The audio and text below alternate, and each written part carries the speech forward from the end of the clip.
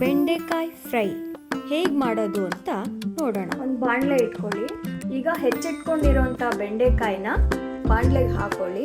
ಬೆಂಡೆಕಾಯಿ ಸ್ವಲ್ಪ ದೊಡ್ಡದಾಗೆ ಹೆಚ್ಕೊಳ್ಳಿ. ಈಗ 1-2 ಸ್ಪೂನ್ ಎಣ್ಣೆ ಹಾಕೊಳ್ಳಿ ಫ್ರೈ ಮಾಡೋದಕ್ಕೆ.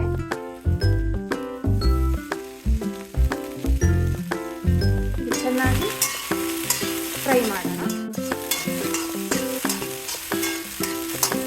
ಹಾಗೆ ಸ್ವಲ್ಪ ಉಪ್ಪು ಹಾಕೊಳ್ಳೋಣ. ಮತ್ತೆ ಎಲ್ಲ ಮಿಕ್ಸ್ ಮಾಡೋಣ. ಹೈ ಫ್ಲೇಮಲ್ಲೇ ಮಾಡ್ತಾ ಇದ್ರೆ ಸೀದೋಗ್ಬಿಡುತ್ತೆ. ಅದಕ್ಕೆ ಗ್ಯಾಸ್ನ ಲೋ ಫ್ಲೇಮ್ ಮಾಡಿ ಮೇಲೆ ಮುಚ್ಚಿಬಿಡೋಣ.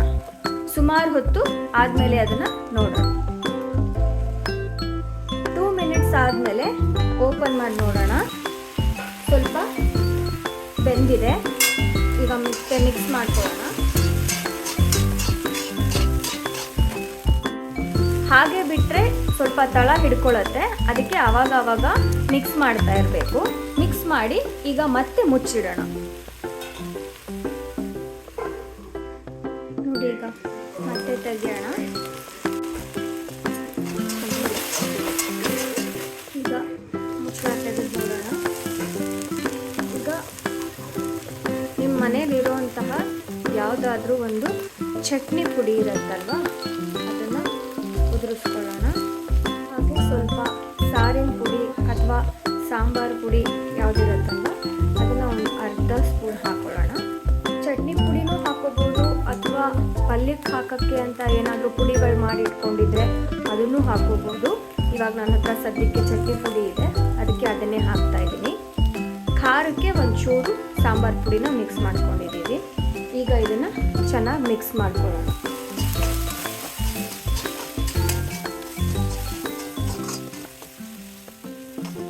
ಉಪ್ಪನ್ನು ಆವಾಗಲೇ ಹಾಕ್ಕೊಂಡಿದ್ದೀವಿ. ಇಲ್ಲ ಇನ್ನೊಂದು ಸ್ವಲ್ಪ ಬೇಕು ಅಂತ ಅನಿಸಿದ್ರೆ ಇವಾಗ ಕೂಡ ಒಂಚೂರು ಉಪ್ಪನ್ನ ಸಹ ಹಾಕೋಬೋದು. ಈಗ ಎಲ್ಲ ಮತ್ತೊಮ್ಮೆ ಚೆನ್ನಾಗಿ ಮಿಕ್ಸ್ ಮಾಡಿ ಮುಚ್ಚಿಟ್ಬಿಡೋಣ. ಇದನ್ನು ಯಾವುದೇ ಕಾರಣಕ್ಕೂ ಹೈ ಫ್ಲೇಮಲ್ಲಿ ಮಾಡಬಾರ್ದು. ಯಾಕಂದರೆ ಶಾಖ ಜಾಸ್ತಿ ಆದರೆ ಅದು ಸೀದ್ ಹೋಗುತ್ತೆ. ಸೊ ಹಾಗಾಗಿ ಲೋ ಫ್ಲೇಮಲ್ಲೇ ಮಾಡಬೇಕು. ಇದನ್ನು ನಿಮಗೆ ಒಂದು 5-10 ನಿಮಿಷ ಈ ಥರ ಫ್ರೈ ಮಾಡಿಕೊಂಡ್ರೆ ಬೆಂಡೆಕಾಯಿ ಫ್ರೈ ತಯಾರಾಗುತ್ತೆ. 1 ನಿಮಿಷ ಅಥವಾ 2 ನಿಮಿಷ ಬಿಟ್ಟು ನಾನು ಸ್ಟವ್ನ ಆಫ್ ಮಾಡಿಬಿಡ್ತೀನಿ.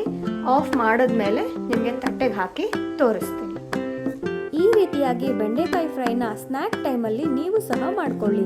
ಮತ್ತೊಂದು ರೆಸಿಪಿಯೊಂದಿಗೆ ಸಿಗ್ತೀನಿ. ಧನ್ಯವಾದಗಳು.